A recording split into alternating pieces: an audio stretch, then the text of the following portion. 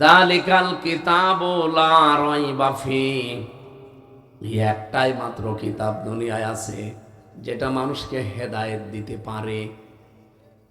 যারা আরবি গ্রামার জানে, আলিফ লাম 4 প্রকার হয়।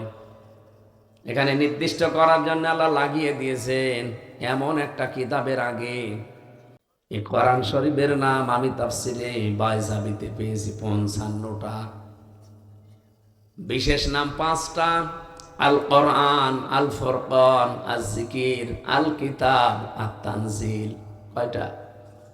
4 নাম্বার কি বললাম? আল কিতাব। এটা কিতাবের আগে আলিফ লাম আছে। আল্লাহ পাক জানাতে চায় পৃথিবীর মানুষেরা, একটাই মাত্র কিতাব আমি দুনিয়ায় পাঠালাম যেটা মানুষকে হেদায়েত দেওয়ার ক্ষমতা রাখে। হ্যাঁ, যদি আপনার মন থাকে। আপনার মন না থাকলে জোর করে আপনাকে কোরআন হেদায়েত দিয়ে জান্নাত দিয়ে নিয়ে যাবে, অত দায় আল্লাহর পড়ে নাই। কি অত দায় পড়ে গেছে?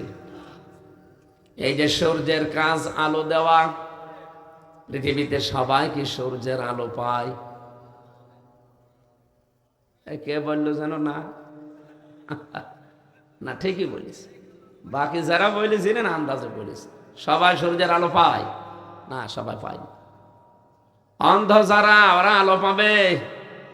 এখন দোষ কি সূর্যের না ওর চোখের? চোখের।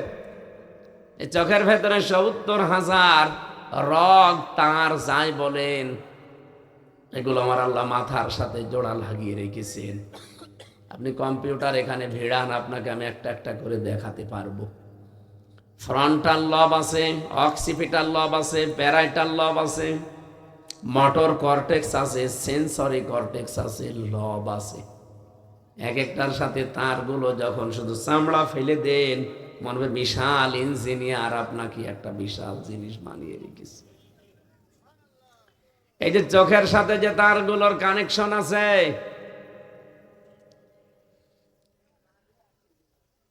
এই তারের ভেতরে বিজ্ঞান এখন দেখতে পাচ্ছে খুব বেশি হলো যেটা 3টা এই রগ বা তার অকেজ হয়ে যায়, দুর্বল হয়ে যায়, আপনিও কালকে থেকে সূর্যের আলো আর দেখতে পাবেন না।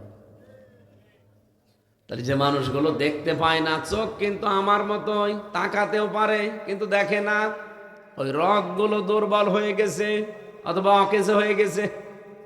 আল্লাহ আমাকে ওই রকম করতে পারে না? না, না পারে না। এই পারে এই বিশ্বাস করলেই তো মানুষ অন্তত দুনিয়ার অপরাধ ছেড়ে দিতে বাধ্য। পারে, এইটাই তো আমরা মনে করি পারে। এই জন্য আজকের আলোচনার বিষয় সন্দেহ। আমি আয়াত তেলাওয়াত করার সময় 2টা শব্দ একটু জোর দিয়ে পড়েছিলাম। কোন 2টা মনে আছে? সুম্মা লাম ইয়ারতাবু, এটা আমি ডবল পড়েছি, আর একটু জোর দিয়ে পড়েছিলাম কারণ আজকের আলোচনার বিষয় এইটা। আল্লাহ বলে সুম্মা লাম ইয়ারতাবু, তারা সন্দেহ করে না। আমার এই ৭০,০০০ রগের ভেতরে 3টা রগ আল্লাহ অকেজ করে দিলে আমিও যে কালকে ওই অন্ধের মতো দেখতে পাবো না, এ ক্ষমতা আল্লাহর ১৫০০ বছর আগে ছিল, এখন আর নেই। এটা আছে কিন্তু আমাদের সন্দেহ আছে না। মানে আপনি বললে হবে, আজকের আয়াত বলবে যে হ্যাঁ সন্দেহ আছে। এই সন্দেহটা দূর করার জন্য শেষের দিকে আমরা একটা টান দিয়েছিলাম, উলাইকা হুমুস সাদিকুন। যান তাড়াতাড়ি যান, আমি আসলে ডিস্টার্ব হলে কথা ভুলে যাই। আপনাদের মতো এত ভালো মেধা তো আমার না, একটু ডিস্টার্ব করবেন না ভাই, আমি মাপ চাচ্ছি। যতটুকু শোনেন, যদি 15 মিনিটও শোনেন, নিস্তব্ধ ভাবে শুনে বাড়ি চলে যান। আপনি 15 মিনিটই যথেষ্ট। এ পৃথিবীতে সবচাইতে বেশি বক্তব্য দিয়েছিলেন মুহাম্মদুর রাসূলুল্লাহ। তার উপরে এত সুন্দর বক্তব্য আজ পর্যন্ত কেউ দিতে পেরেছে? কেউ পারবে? তার জীবনের সবচাইতে বেশি কথা ছিল মাত্র 27 মিনিট। বিদায় হজের ভাষণে যে 14টা পয়েন্টের উপরে কথা বলেছিলেন, কয় মিনিট? এই 27 মিনিটে কি এমন কথা বললেন? আমি 14টা পয়েন্ট আমি মুখস্থ এখন সূরা ফাতিহার মতো শুনিয়ে দিতে পারবো, কিন্তু এর ভেতরে আল্লাহর নবী যা বলেছিলেন ওই 27 মিনিটে, কিয়ামত পর্যন্ত মানুষ শুধু এখান থেকে নিতেই থাকবে, শেষ হবে না। কি বলেছিলেন আপনি বলেন তো? আমরা 2-3 ঘন্টা ওয়াজ করি, আমাদের ভেতরে তো কোনো মাল নেই, তাহলে বলেই যায়, আপনি শুনে যান। আর নবীদের এক একটা কথা নিয়ে আজ 1500 বছর চলছে, মানুষ গবেষণা চালাচ্ছে, গবেষণা করে করে ওখান থেকে বিভিন্ন জিনিস নিচ্ছে, আজ পর্যন্ত নেওয়া শেষ হয়ে গেছে? শেষ হবে? কোনোদিন শেষ হবে? তাহলে কি বলেছিলেন উনি, ওই রকম কথা বলা দরকার আমাদের। আপনি কথা কম বলেন, কিন্তু সেখান থেকে যেন এমন কিছু নিয়ে আমরা বাড়ি যেতে পারি যেটা আমার জীবনের মোড় ঘুরিয়ে দেবে ইনশাআল্লাহ।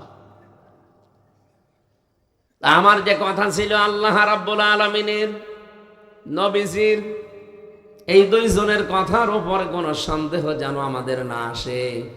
আল্লাহর দৃষ্টিতে আমরা সত্যবাদী, এই শব্দটা সারা জীবন শুনছি যে সত্যবাদীদেরকে আল্লাহ ভালোবাসে, সত্যবাদীদেরকে সবাই ভালোবাসে, কিন্তু কি এটা কি? শুধু সত্য কথা বললেই মানুষ সত্যবাদী হয় না।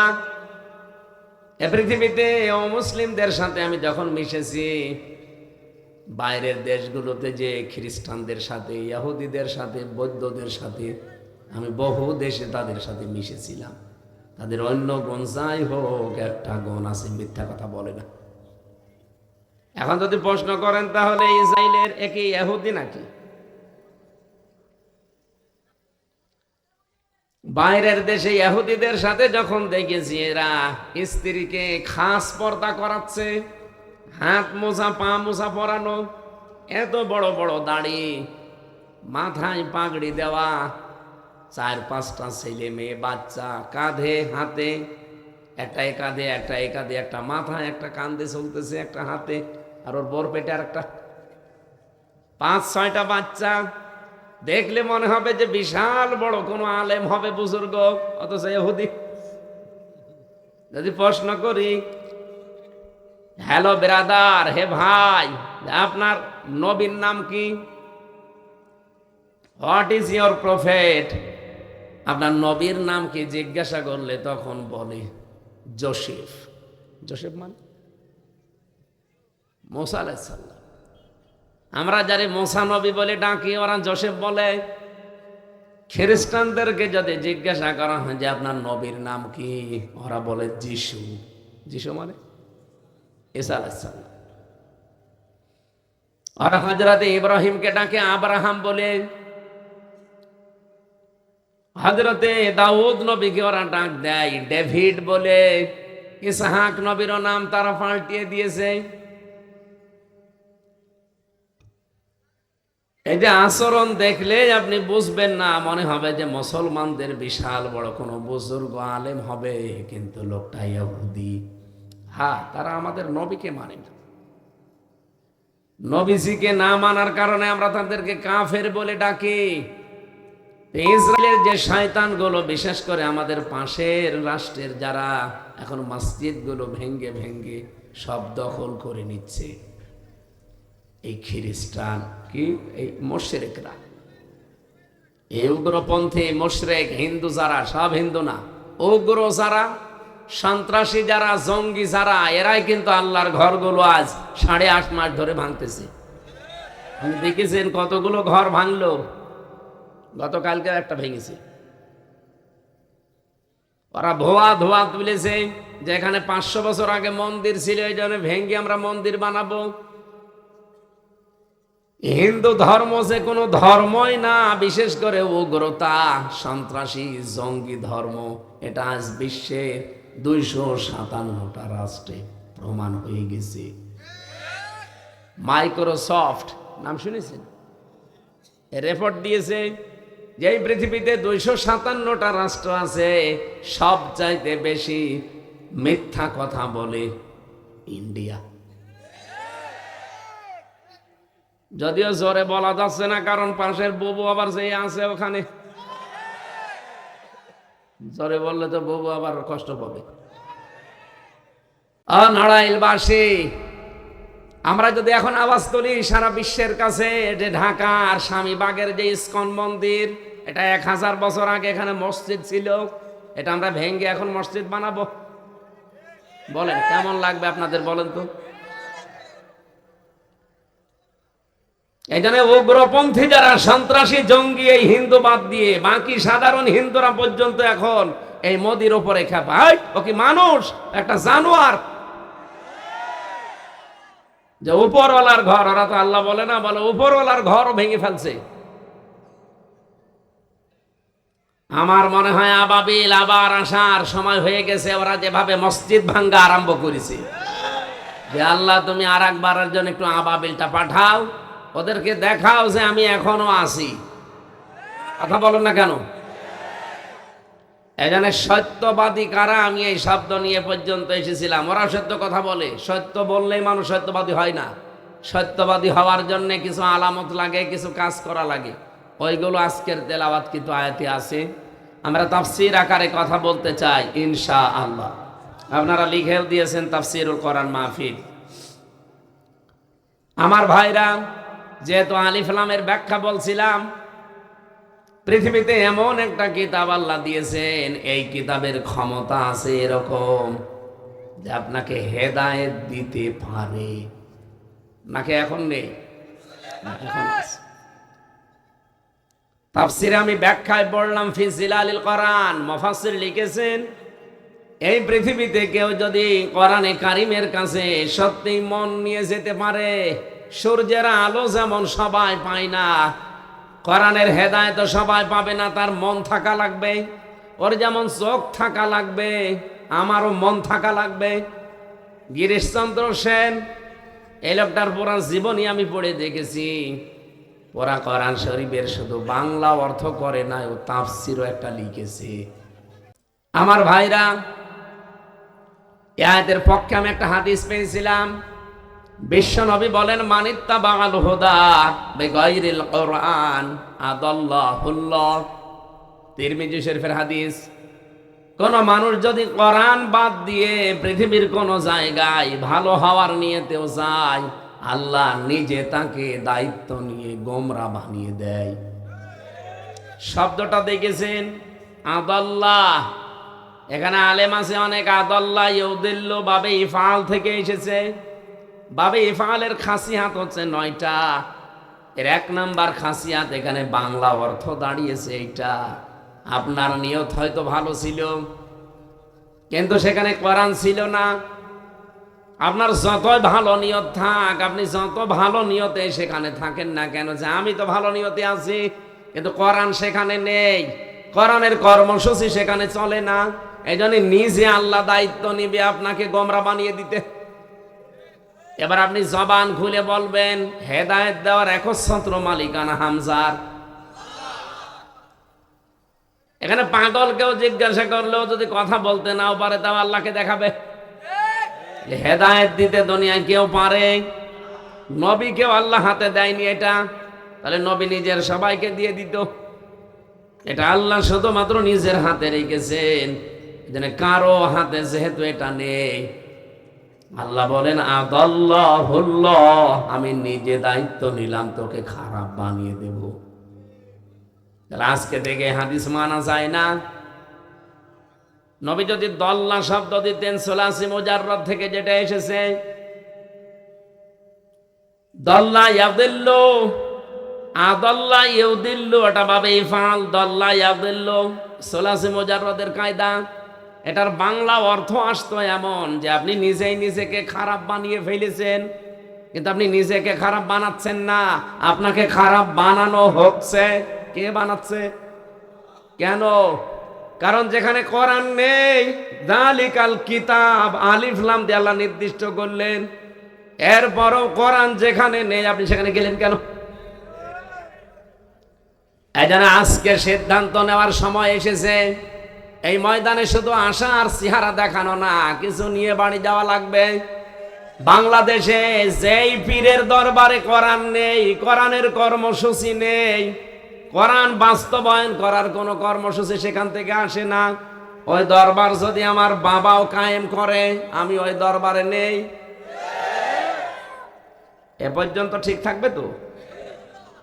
বাংলাদেশ এখন 73টার উপরে রাজনৈতিক দল।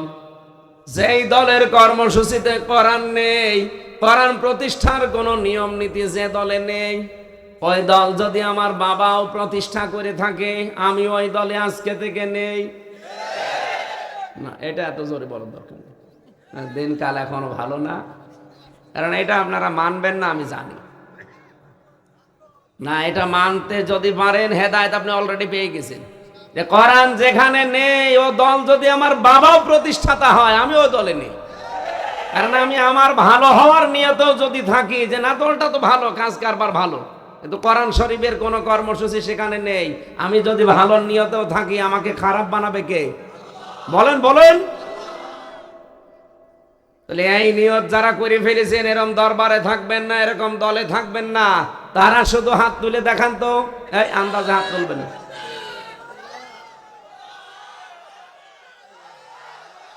আলহামদুলিল্লাহ, আমি জানি অনেকে হাত তোলেনি, আমি দেখেছি, অসুবিধা নেই।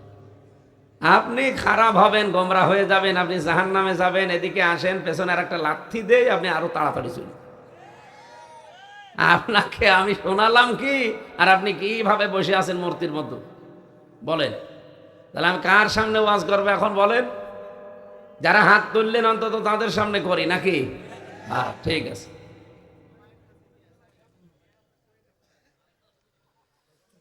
যেহেতু এমন কিতাব আমরা শুনতে এসেছি, আল্লাযীনা ইয়াসতামিউনাল কাওলা ফায়াত্তাবিউনা আহসানা উলাইকাল্লাযীনা হাদাহুমুল্লাহ ওয়া উলাইকা হুম উলুল আলবাব। সূরা জুমারের 18 নম্বর আয়াতে আল্লাহ বলেন, যারা আমার এই কোরআন থেকে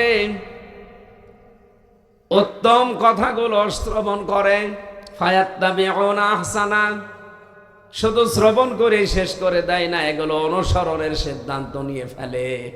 আজকে আমরা যতটুকু শুনবো যেগুলো ভালো কথা, উত্তম কথা, মাস্ট বি ওগুলো মানার সিদ্ধান্ত নিয়ে ফেলবো। উলাইকাল্লাযীনা হাদাহুমুল্লাহ, আল্লাহ বলেন এরকম মানুষদেরকে আমি হেদায়েত দেব। কয়টা গুণ পেলাম? যারা আল্লাহর এই কথাগুলো শুনবে আর যারা এটা মেনে নেওয়ার সিদ্ধান্ত নিয়ে ফেলবে, আল্লাহ বলেন তাদেরকে আমি আল্লাহ নিজে হেদায়েত দান করব। উলাইকা হুম উলুল আলবাব, আর এরাই হচ্ছে আমার বান্দাদের ভেতরে বুদ্ধিমান। সুবহানাল্লাহ বলতে পারেন না?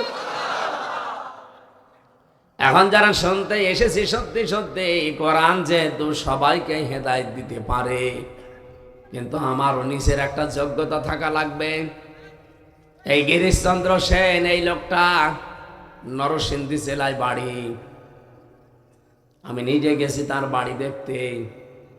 সারাটা জীবন কোরআন পড়িয়েছে বেশি আমাদের চাইতে, বুঝেছে বেশি আমাদের চাইতে, লিখেছেও বেশি আমাদের চাইতে। এখানে স্টেজে যত আলেম বসে আছে, যারা আশপাশে চেয়ার পেয়েছেন, এখানে জ্ঞানী গুণী যারা আছেন, কেউ গ্যারান্টি দিতে পারবেন না, আমি নিজেও না, যে পড়া কোরআন শরীফের প্রতিটি শব্দের অর্থ আমার জানা আছে। পারবেন? কেউ পারবেন না। আমারও এখন ক্ষমতা নেই। আমি পড়াটা পড়েছি কতবার আমার নিজেরও হিসাব নেই, কিন্তু আমার মনে নেই। বলেন তো, এতবার আমি স্টাডি করার পরও এখন প্রত্যেকটা শব্দের অর্থ আমার মনে নেই। অথচ লোকটা হিন্দু মানুষ। চিন্তা করে দেখেছেন তাহলে আমার চাইতেও পড়িছে কত বেশি। আমার কোরআনের ওপরে অনার্স মাস্টার্স করা, আমার কামেল করা কোরআন নিয়ে, এরপরেও আর প্রতিটি শব্দের অর্থ আমার মনে নেই। অথচ কতবার এক একটা শব্দের অর্থ পড়েছি আমি নিজেও জানি না। এত সূক্ষ্ম মেধা আল্লাহ আমাকে দিয়েছে যে 6 মাসে আমি কোরআন শরীফ মুখস্থ করেছি। 6 মাস লেগেছিল মাত্র আমার পুরা কোরআন মুখস্থ করতে।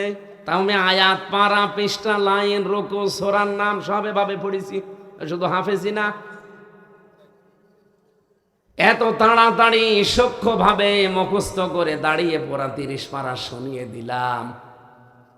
এত মেধা থাকার পরও লোকটার সাথে আমি পারলাম না। শুধু আমি একা না, এখানে কেউ পারবেন না। গিরিশচন্দ্র সেন আমাদের চাইতে কোরআন পড়েছিল আরো বেশি। লিখেছিল আমাদের চাইতে আরো বেশি। বলেন বলেন, কিন্তু হেদায়েত পায়নি। মারা যাওয়ার পরে তারা আমাদের মতো কবরে দেয়নি, তারা আগুন দিয়ে পুড়িয়ে ফেলেছে। কেন? কারণ তার মন ছিল না। এত পড়ে, এত বুঝে, এত লেখার পরে, এত সম্পর্ক কোরআনের সাথে, এরপরও হেদায়েত আল্লাহ দেয়নি। কারণ হেদায়েত পাওয়ার জন্য মন থাকতে হয়। আপনার যদি মন তৈরি না হয়, আমির হামজা না, কাবার ইমাম এসে ওয়াজ করলো, আপনার কিছু হবে না। এই জন্য 1-1.5 ঘন্টা যদি কথা বলিও, মন তৈরি করেন আগে, যে যা বলছে এটা হামজার বাবার কথা না, এটা আমার নিজের জন্যই বলছে। ফামান যুহজিহা আনিন নার ওয়া উদখিলাল জান্নাতা ফাকাদ ফাজ। সূরা আলে ইমরান 185 নম্বর আয়াত, মাঝের অংশে আছে। 4 নাম্বার পারার 13 নাম্বার পৃষ্ঠার 12 নাম্বার লাইনে পাবেন। রব্বুল আলামিন বলেন, ওই লোকটার জীবন সফল যাকে আল্লাহ জাহান্নামের আগুন থেকে মুক্তি দিয়ে জান্নাতে দিয়ে দিয়েছে। এটা একটা অর্থ। আর একটা অর্থ আছে, আমি দ্বিতীয়টা বলার জন্য আয়াতটা পড়লাম। তাহলে একটা অর্থ বুঝলেন, আসল সফলতা বিফলতায় দুনিয়ার জীবনে না, এটা পাওয়ার জন্য মরণের পরে আখিরাত। আর দুনিয়ার জীবনে কোনটা? রব্বুল আলামিন যেহেতু ফাকাদ ফাজ দিয়েছেন, দুনিয়াতে আপনি যখন দেখবেন জাহান্নামের যে কাজগুলো আছে এগুলো আস্তে আস্তে আপনি ছেড়ে দিতে পারছেন, আর জান্নাতের কাজগুলো একটা একটা করে ধরতে পারছেন, তখন বুঝবেন আল্লাহ আপনার জীবন সফল করে দিচ্ছে। আপনি নিজের সাথে মিলান তো। আগে চুরি করতেন, এখন করেন না। আগে নামাজ পড়তেন না, এখন পড়েন। আগে বোনকে ফাঁকি দিয়েছিলেন, এখন আর দেন না। আগে স্বামীকেও ফাঁকি দিয়েছিলেন, এখন আর দেন না। আস্তে আস্তে যে ফিরে আসতেছেন, আপনি বিশ্বাস করতে পারেন আল্লাহ আপনার জীবন সফলতার দিকে নিয়ে যাচ্ছে। আল্লাহ হেদায়েত দিচ্ছে কিনা আপনি নিজেই তার প্রমাণ। আমার কাছে এসে জিজ্ঞাসা করা লাগবে না। আপনি কি নিজের দিকে তাকাবেন আর মনের দিকে তাকিয়ে দেখবেন আপনি আসলে হেদায়েত পাওয়ার যোগ্য কিনা। যেহেতু এত বড় দামি নিয়ামতটা আল্লাহ যারে তারে দেয় না, আল্লাহ পাক এটা দান করে তাদেরকে যারা এটা পাওয়ার যোগ্য। আমাকে এমন ভাবে তৈরি করা দরকার এখন থেকে, আল্লাহ যেন দয়া করে এত বড় নিয়ামত হেদায়েত আমারে দান করে দেন। আমরা যেহেতু কোরআন শুনতে এসেছি, কোরআনে কারীম সম্পর্কে যে কথাটা জানালাম, এক কথা জবাব দিচ্ছি। এদিকে তাকান। হেদায়েত দেওয়ার একচ্ছত্র মালিকানা তাহলে কার? আর ওই ক্ষমতাটা আল্লাহ কাকে দিয়েছেন? কোরআনকে। বলেন বলেন। এর ভেতরে পাওয়ার আছে, কিন্তু আমার একটা জিনিস থাকা লাগবে, মন। আমার মন তৈরি হলে আল্লাহ আমাকে দেবে, মন তৈরি না হলে জীবনও আমাকে দেবে না। হ্যাঁ, উপকার কিছু হয়তো কোরআন মেনে নিলে আমি পাবো, যেটা কাফেররাও পায়। আপনি আমেরিকার দিকে তাকান, ওরা কোরআন আল্লাহর কিতাব বিশ্বাস করে না, কিন্তু এই কোরআন থেকে তারা রাজনৈতিকভাবে, পারিবারিকভাবে, সামাজিকভাবে কিছু নিয়ম নীতি মেনে নিয়েছে। এজন্য কোরআনের উপকার তারাও পায়। কোরআনে আছে, আর রিজালু কাওয়ামুনা আলান নিসা, এ পৃথিবীতে নেতৃত্ব দেবে পুরুষ, আর মেয়েরা হবে তাদের আজ্ঞাবহ। এটাকে আমি বানালাম। সূরা নিসার 34 নম্বর আয়াতের প্রথম অংশে আছে। 5 নম্বর পারার 2 নম্বর পৃষ্ঠার 10 নম্বর লাইনে পাবেন। এই আয়াতটা হয়তো আমরা বিশ্বাস করি কিন্তু মানি না। আমেরিকা আজ 236 বছরে আয়াতটা মেনে চলছে। এই জন্য ট্রাম্পের মতো একটা মাতালকে তারা দায়িত্ব দিয়েছে, কমলা হ্যারিসের মতো একটা বড় শিক্ষিতা মেয়েকে দেয়নি। কারণ পুরুষ হবে নেতৃত্বদাতা, নেতা। নেতৃত্ব দেওয়ার জন্য পুরুষকে আল্লাহ বানিয়েছে, আর মেয়েরা হবে তাদের আজ্ঞাবহ। ওরা জাতে মাতাল হলো তাহলে ঠিক আছে। এই আয়াতের ব্যাখ্যায় একটা হাদিস পড়েছি, লা ইয়াফলিহা কওমুন ওয়াল্লাহু আমরহুম ইমরাতুন। ওই জাতি কখনো সফল হচ্ছে না, হবে না, যেই জাতির নেতৃত্বে আছে কোনো মহিলা। দেখেন তো, ওরা মাতাল না, জাতে মাতাল, তাহলে ঠিক আছে। এই জন্য তো পৃথিবীতে দাঁড়িয়ে আছে। আর আমরা জাতেও মাতাল, তালেও মাতাল। 54 বছরের ভেতরে আপনি বলেন নিজের বিবেক দিয়ে এই দেশটা নেতৃত্ব দিয়েছে, চালিয়েছে পুরুষ মানুষ বেশি না মহিলা? এমনকি বিরোধী দলেও যারা ছিল তারাও মহিলা। এমন বিরোধী দলীয় নেত্রী পেয়েছিলাম, আমার মনে হয় ঠেলা দেওয়াও লাগে না, আগেই পড়ে যায়। রওশনের সাথে এর যা শরীরের অবস্থা, একে বিরোধী দলীয় নেত্রী হওয়ার মতো। আমার ভাইরা, আমি যে কথা বলতে চাই, ওরা কোরআন মানে না, বিশ্বাস করে না, কিন্তু যতটুকুই দেখাচ্ছে ততটুকু উপকার পেয়েছে। ওদের পারিবারিক জীবনের দিকে তাকান, বিয়ে আল্লাহর হুকুম, রাসূলের সুন্নাহ। ওরা কোরআন মানে না, কিন্তু এইটা একটু মেনে নিয়েছে। এই জন্য আজ বিশ্বের বিভিন্ন দেশে বিয়ে শাদীর বিকল্প আর কোনো কিছুতে যে মানব সভ্যতা টেকে না, এটা প্রমাণ হয়ে গেছে সামাজিক জীবনে। বাইরের দেশগুলোতে আমি গিয়ে দেখেছি, ওরা এত উন্নত, কিন্তু রাত 9টা, 8:30, 9টার পরে আর মার্কেটগুলো খোলা রাখতে পারে না। সারা জান আমরা দেই 8:30টায়, 8টা, 8:30টায় ওদের দোকানঘাটও সব বন্ধ হয়ে যায়। এত সিসি ক্যামেরা, এত উন্নত প্রযুক্তি, এত পাহারাদার, তারপরও ওরা পারে না কন্ট্রোল করতে। এই জন্য সন্ধ্যা নামার পরে বন্ধ করে দেয়। আর আমাদের বাংলাদেশে নরসিংদীর দিকে তাকান, বাবুরহাট, কাপড়ের হাট, রাত 12টা, 1টা, 2টা, 3টা নেই, সারা রাত চলছে, কোটি কোটি টাকার বিক্রি হচ্ছে, কোনো চিন্তা নেই। হ্যাঁ, কিছু চিন্তা তো আছে, শুধু কোরআন না থাকার কারণে। এটা যদি থাকতো তাহলে 24 ঘন্টায় আপনার কাছে দিনের মতো মনে হতো। আমি মালয়েশিয়া বাংলাদেশের চাইতে প্রায় 5 ডবল বড়। এই মাথা থেকে ওই মাথা 3000 কিলোমিটার, 4000 কিলোমিটার গাড়ি নিয়ে আমি রান করেছি। দিন নেই রাত নেই, এই মাথা থেকে ও মাথা। আমার মনের ভেতরে একটা সেকেন্ডের জন্য কোনো ভয় আসে নাই, শুধু আল্লাহর ভয় ছাড়া।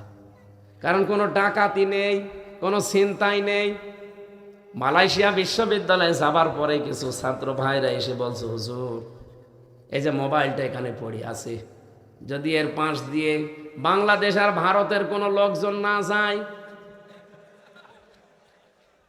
এখানে সারা জীবন মোবাইল পড়ে থাকবে।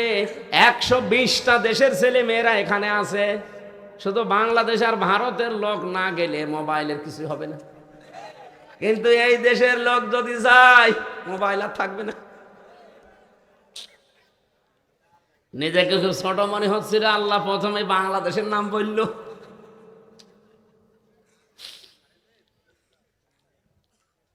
তারপরেও সেখানে 100 ভাগ কোরআনের আইন জারি নেই, অন্তত কিছুটা আছে, কিছুটা নিয়ম নীতি আছে। তাই যদি এরকম হয়, 120টা দেশের ছেলে মেয়েরা লেখাপড়া করছে মালয়েশিয়া বিশ্ববিদ্যালয়ে। আমি নিজেও ভর্তি হওয়ার জন্য যাওয়ার চিন্তা ভাবনায় আছি। বলেন, সেখানে শুধু আমারে জানাচ্ছে যে এই যে বড় বড় হলগুলো, কত হাজার হাজার ছেলে মেয়েরা এখানে আছে, মোবাইল পড়ে গেছে, কেউ তাকাবেও না, যার যার কাজ শেষে করছে। কিন্তু বাংলাদেশের ভারতের লোক যদি সামনে দিয়ে হেঁটে যায়, এই দুই দেশের ছেলে মেয়েরা হেঁটে গেলেও মোবাইল আর পাওয়া যাবে না, গায়েব হয়ে যাবে। পৃথিবীতে 3টা জায়গায় যদি কেউ সম্পদ খরচ করে, সময় খরচ করে, কষ্ট স্বীকার করে, কিয়ামতের দিন আল্লাহ ওই সম্পদের, ওই সময়ের হিসাব নেবেন না। 1 নম্বরে, কেউ যদি কোরআনের পেছনে শ্রম দেয়, সময় দেয়, তার অর্থ সম্পদ খরচ করে, সে কোরআন প্রচারে হতে পারে, শিক্ষায় হতে পারে, কোরআন কায়েমে হতে পারে। কিয়ামতের দিন যে সম্পদ আপনি ব্যয় করলেন দুনিয়াতে, এই সম্পদের, এই সময়ের হিসাব আল্লাহর কাছে দেওয়া লাগবে না। এখানকার যিনি দায়িত্বে আছেন, কি নাম জানি না আমি, নাসরুল্লাহ, মুফতি নাসরুল্লাহ সাহেব, যে এতক্ষণ পর্যন্ত আপনাদের শোনাচ্ছিলেন, এত কথা মনে বলা লাগতো না। একবারে এই আয় হয় বছরে, এই ব্যয় হয়। কারণ উনি তো আপনাদের কাছে এভাবে টাকা পয়সা কালেকশন করেন না, তোলেনও না। সুতরাং অত কিছু বলার এলাকার দরকার নেই। কেউ যদি শত্রুতা, ওই যে বলছিলেন কথার মাঝে অনেকে শত্রুতা করে, ব্যক্তিগত শত্রুতার কারণে যদি কেউ নবীর ঘর এই মাদ্রাসার পেছনে লাগে তার কপাল কিন্তু নষ্ট হয়ে যাবে। আপনার রাগ হয়তো ব্যক্তিগতভাবে তার উপরে থাকতে পারে, নবীর ঘর মাদ্রাসা এ বিষয়ে কোনো সন্দেহ আছে? এই জন্য এখানে কোরআন শিক্ষা দেওয়া হচ্ছে, এখান থেকে কোরআন প্রচার হবে এবং যারা বের হবে তারা কোরআন কায়েমের এক একজন সৈনিক হবে। আর আমি বারবার কথা মানুষকে সারা দেশ সহ বিশ্বের যতগুলো দেশে ঘুরছি, প্রত্যেকটি জায়গায় মুসলিম অমুসলিম সবাইকে বলি, ভাই কোরআনটা পড়েন। সেদিন যশোরে এক কলেজের অধ্যাপক বিসিএস ক্যাডার, উনি হিন্দু মানুষ, বললাম যে স্যার আপনাকে ইসলাম গ্রহণ করতে আমি বাধ্য করি না, জোর জবরদস্তিও করি না, কারণ লা ইকরাহা ফিদ্দীন, আমাদের ধর্মে কোনো বাড়াবাড়ি নেই, জোর জবরদস্তি আমাদের ধর্মে আছে। তা আপনাকে আমার ধর্মীয় গ্রন্থ কোরআন আমি পড়তে দিলাম, আপনি বাংলায় পড়েন, ইংরেজিতে পড়েন, পুরাটা পড়বেন, একটু বুঝে পড়বেন। 3 মাস পরে দেখে উনি নিজেই মুসলমান হয়ে গেছে। এই জন্য আমি জানি যে কোরআনের কাছে চমক আছে। আল্লাহ রাব্বুল আলামিন এমন কিছু ক্ষমতা কোরআনের পেছনে দিয়েছেন, কিয়ামত পর্যন্ত মানুষ বোঝে না, তাও কাঁদবে। আমি বহু সেমিনারে, বিশ্বের আন্তর্জাতিক সেমিনারগুলো দেখেছি, যে মানুষগুলো নাস্তিক, আল্লাহ একজন আছে বিশ্বাস করে না, কিন্তু এ বাণী শোনার পরে দেখি 8-10 মিনিট পরে নিজেই কাঁদতেছে। একটা সম্মোহনী শক্তি এর ভেতরে আল্লাহ দিয়ে রেখেছেন। এই জন্য কোরআনের সূরা বাকারার 1ম 2য় আয়াতের ভেতরে আপনি দেখেন, যালিকাল কিতাবু লা রাইবা ফি, কি এই শব্দ কোনোদিন একটু চিন্তা করে পড়েছি? কিতাবের আগে আল্লাহ এখানে আলিফ লাম লাগিয়েছেন,